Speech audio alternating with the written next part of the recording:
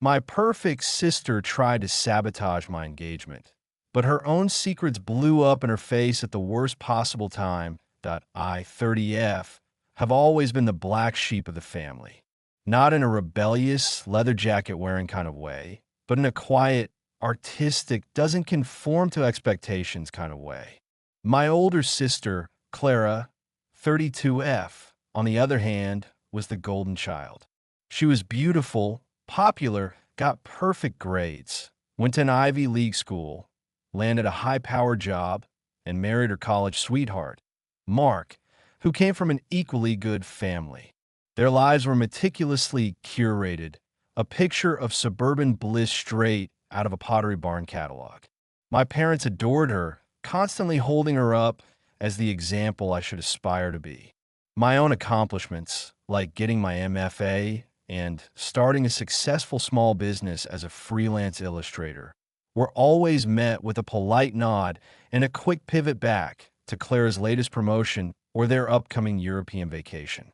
It wasn't malicious, not overtly, but the message was always clear. I wasn't enough that a few months ago, my incredibly sweet and supportive boyfriend, Ben, 31M, proposed. Ben is everything Clara's perfect world isn't. He's a musician, a little scruffy around the edges, deeply kind, and sees me for exactly who I am. Our engagement was a quiet affair, just the two of us at our favorite spot overlooking the city. We shared the news with our close friends, and then, with a little trepidation, I called my parents. Their reaction was lukewarm, to say the least. "That's nice, dear," my mom said. "But are you sure about Ben? He doesn't seem very stable." My dad just grunted.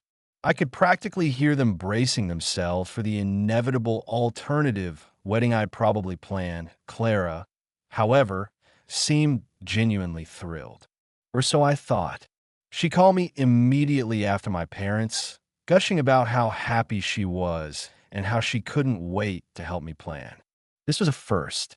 Clara had always been competitive, but usually in a passive-aggressive, one-upping way. This seemed different. I was cautiously optimistic. Maybe she was finally growing out of it. I told Ben about her enthusiasm, and he was happy for me, always wanting me to have a good relationship with my family, that we decided to have an engagement party. Nothing huge, just a casual backyard barbecue with close family and friends. I was actually excited for it. Ben's family would be there, my parents, Clara and Mark, and our respective friend groups. Clara offered to help with the decorations and food. She insisted on bringing her famous homemade tiramisu and a huge fruit platter. I stupidly agreed. I figured it was a peace offering, a sign that she genuinely wanted to be involved in my happiness. The day of the party arrived, and everything was going smoothly. The weather was perfect, the music was good, and Ben's family instantly clicked with mine. Well, as much as my family clicks with anyone. Clara arrived with Mark, dressed impeccably, as always. She brought the tiramisu and the fruit platter, which looked beautiful. She even gave me a genuine hug and a small gift, a delicate silver bracelet. I was starting to think I had misjudged her all these years. Maybe she was finally happy for me. The party was in full swing when Clara pulled me aside. "Hey sis," she said, a little too brightly. "I need to tell you something. It's really important." My heart sank. This was it, the other shoe dropping. I braced myself. "I saw Ben with another woman last week," she whispered, her eyes wide with what looked like concern. "They were really close, holding hands. I think he's cheating on you." My blood ran cold. "What are you talking about?" I managed to stammer. "I saw them at the coffee shop downtown," she continued, "the one near his studio. She had really long, red hair. They looked very cozy." She paused, as if for dramatic effect. "I didn't want to tell you, but I couldn't let you marry a cheater." A wave of nausea washed over me. Ben? Cheating? It seemed impossible. He was so devoted, so open, so loving. But Clara sounded so convincing. And the details, the coffee shop near his studio, the red hair. Ben had a friend, Sarah, who was an artist with fiery red hair. They collaborated sometimes. Could it be her? My mind started to race, replaying every moment, every casual interaction. Doubt, like a venomous snake, began to coil around my heart. Are you sure? I asked, my voice barely a whisper. Positive, she said, nodding solemnly. I wouldn't lie to you about something like this, especially not today. I don't want to see you hurt. I felt like I'd been punched in the gut. My engagement party, the happiest day in recent memory, was crumbling around me. I looked over at Ben, who was laughing with his uncle, completely oblivious. He looked so happy. Could all be a lie. I, I need to talk to him, I said, my voice trembling. Clara put a hand on my arm. Be careful, sis. These types are good at lying. I walked over to Ben, my legs feeling like lead. He saw me, and his smile faltered a little, sensing my distress. Hey, you okay? He asked, reaching for my hand that I pulled it away. We need to talk. Now. We went inside, into the quiet of the kitchen. I closed the door, my heart pounding. Clara just told me she saw you with another woman. I blurted out, unable to keep the accusation from my voice. Holding hands. Red hair. Near your studio. Ben's face went from concerned to utterly bewildered. Then a flicker of hurt crossed his eyes. What? Who is Clara talking about? She said you were cheating on me. I said, the words tasting bitter on my tongue. With some woman with red hair. He stared at me. Then a slow, dawning realization spread across his face, followed by a look of disbelief and anger. Sarah, he asked, referring to his artist friend. Clara saw me with Sarah? Are you serious? She said you were cozy, I repeated, mimicking Clara's tone. Ben let out a short, incredulous laugh. Cozy? We were at a meeting, discussing a commission for a gallery. We were looking at reference photos on her phone. Maybe our hands brushed when she showed me something, but that's it. We're friends and colleagues. You know Sarah. I didn't know Sarah. She was a lovely, talented artist who was happily married with 2 kids. The idea of her and Ben having an affair seemed utterly ridiculous when I thought about it rationally. But Clara's words had planted a seed of doubt so effectively. She made it sound so convincing. I murmured, feeling a terrible shame wash over me. She wanted it to sound convincing. Ben said, his voice hard now. This isn't about me.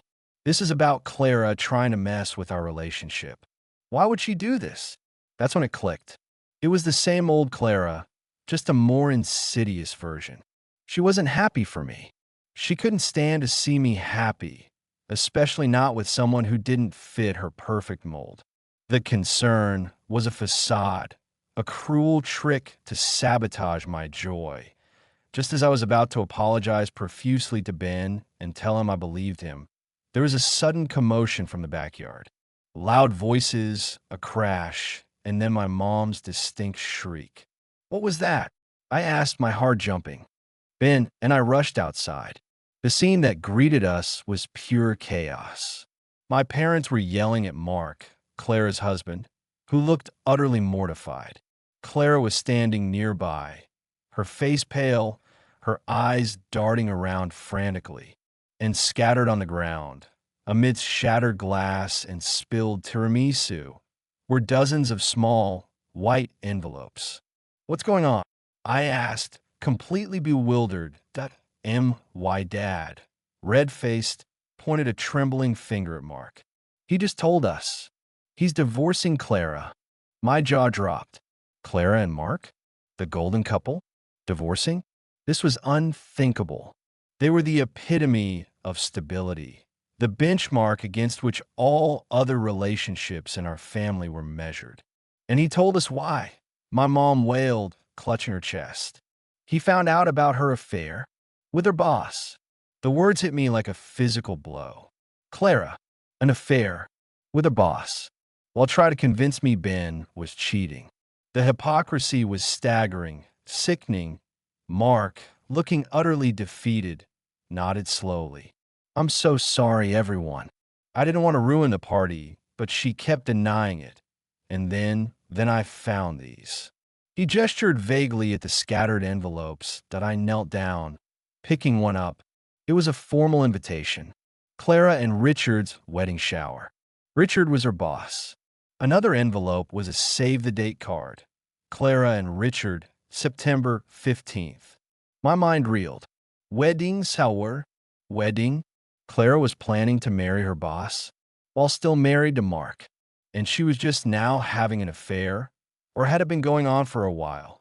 She was planning to leave me, Mark said, his voice cracking.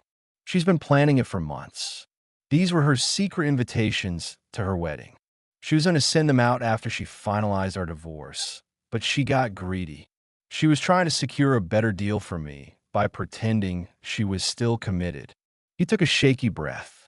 But she started sending out the invites to her new wedding too early, to some friends she thought wouldn't tell. One of them, a mutual friend of ours, called me yesterday and showed me a photo of her invitation. I confronted her. She denied it, of course. But then, as I was leaving the house this morning, I saw her stash of them.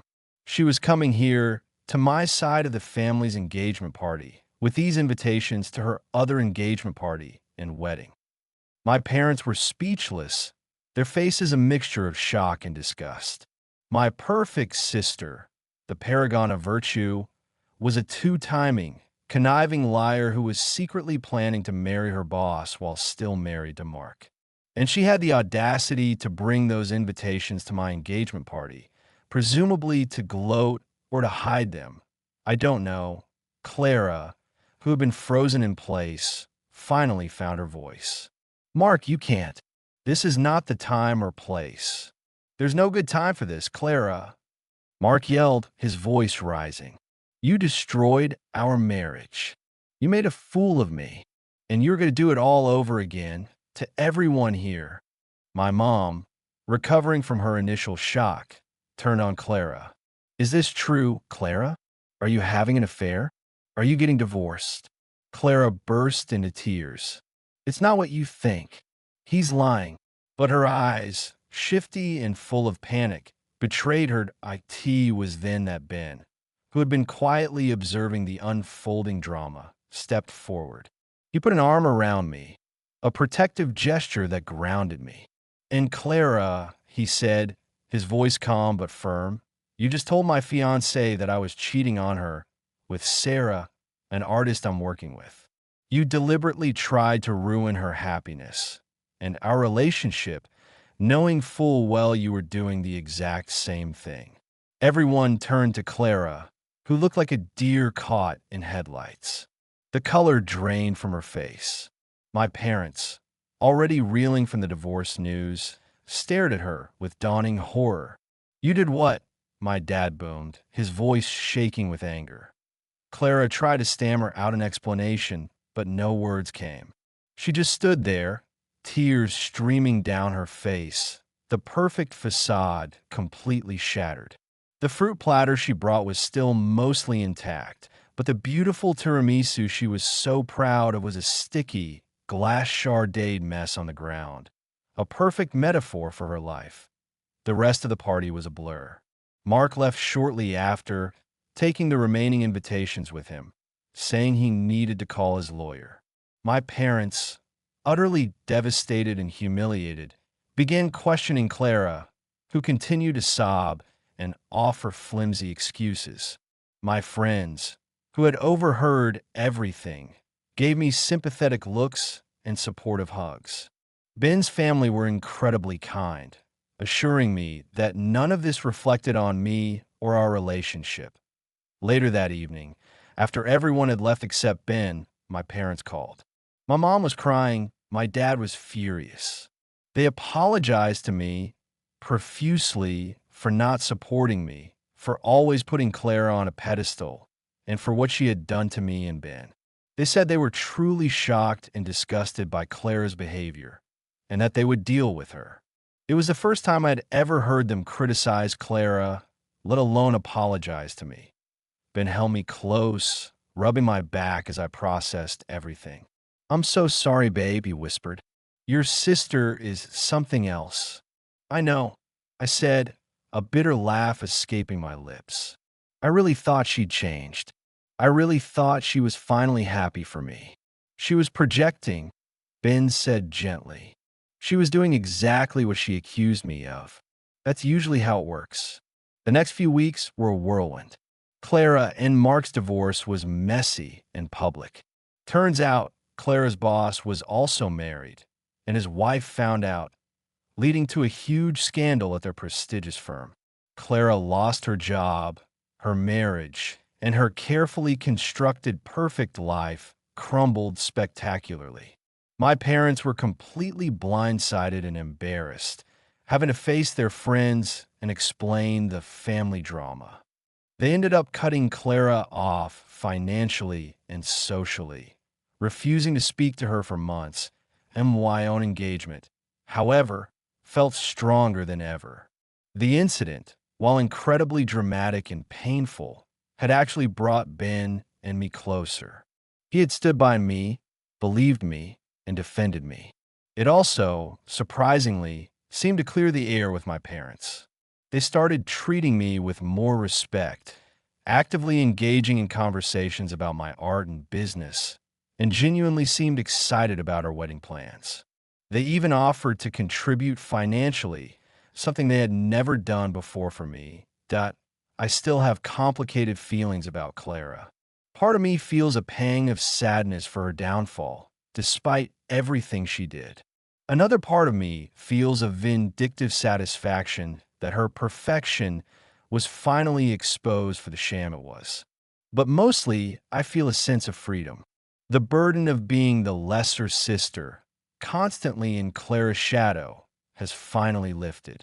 My parents are starting to truly see me for the first time. Our wedding is still a few months away. We're planning a small, intimate ceremony, just like we always wanted. Clara won't be there, and honestly, I don't mind. I'm finally getting my happy ending, not despite my family, but finally with their genuine support and with the love of the man who truly sees me, flaws and all.